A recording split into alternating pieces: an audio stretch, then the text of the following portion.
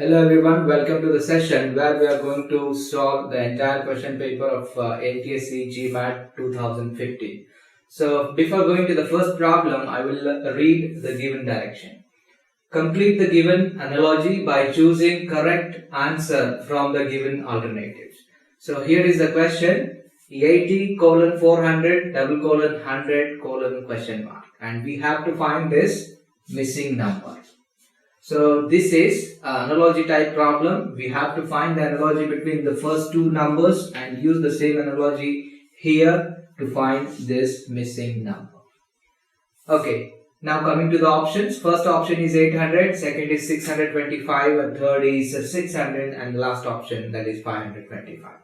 So as I said, this is an analogy type problem. So we have to find the analogy between the first two numbers and then use the same to get the missing number.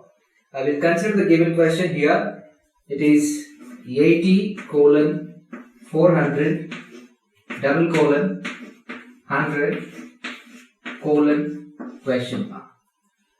So what we have to do?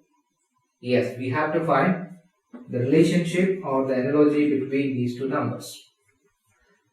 So how I can get this 400 by using 80, or what is the relationship between 400 and 80? That has to be found.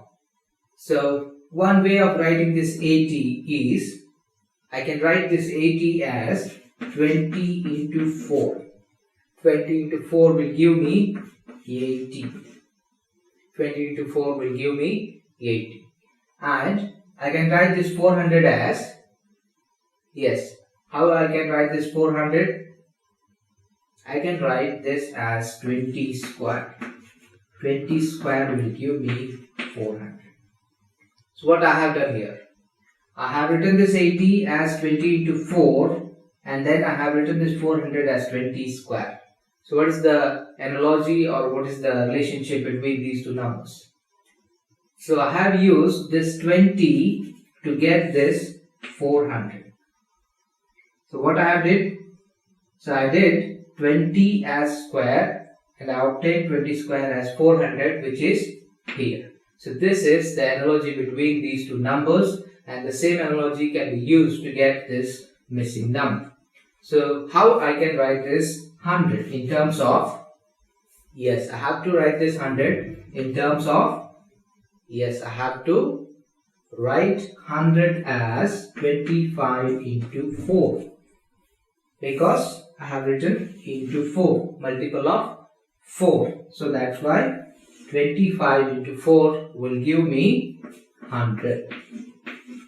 Okay, the next step is, yes, what we did here, we made this as square. 20 is made as 20 square, which is 400. Now, here we have to make this 25 as 25 square, which is 625. What's 25 square? It is 625. Okay, now our answer is 625. The next step is, yes, we have to check which option is having 625, and that will be the right option. The first option is 800, which is wrong. Second option is 625, which is also no, it is not wrong, it is the right answer. So this is the right answer. And one more thing, the students who is applied